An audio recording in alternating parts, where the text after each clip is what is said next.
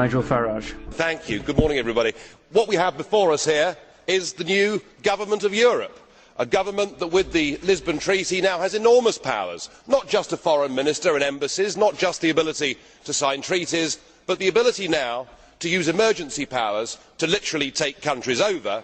And yet what we have heard from the European Parliament big group leaders this morning is the demand that you take even more powers and do it even more quickly. And perhaps it is worth reminding ourselves that this treaty that gives this Commission these powers does not have democratic legitimacy in the European Union at all. You ignored referendums, you denied referendums, and you bullied the poor Irish into voting for a second time.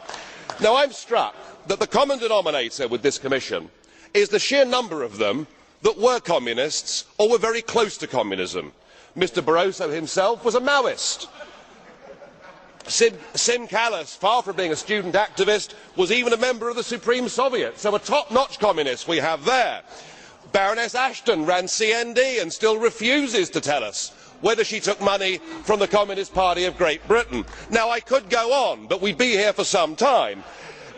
But we have at least 10 communists in this Commission, and it must feel like a return to the good old days. There must be a certain nostalgia amongst the communists. Whilst 60 years ago an iron curtain fell across Europe, today we have the iron fist of the European Commission, and we have seen it with Article 121 and with Greece effectively being turned into a protectorate. Poor Greece, trapped inside the economic prison of the euro. Poor Greece, trapped inside the modern day Volkerkerker, for which it appears there is no way out.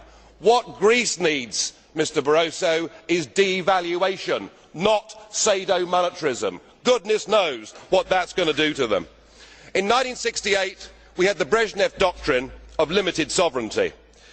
Today we have shared values, we have ever closer European Union and pooled sovereignty, and that is what you have used. But of course it will not just be Greece, because the same is going to happen to Spain, to Portugal and to Ireland. 121 will be invoked with all of those.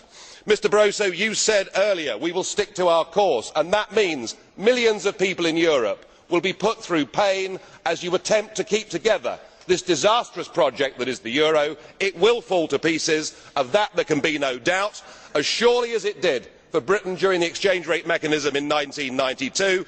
You can laugh, you can smile, it will not work, it cannot work, it will fall to pieces, and as far as the peoples of Europe are concerned, the sooner it does the better. We need democratic solutions to this. If you go on pushing your extreme euro nationalism, this will lead to violence. We must vote against this Commission. We must put the future of Europe to people in every member state in free and fair referendums. Thank you.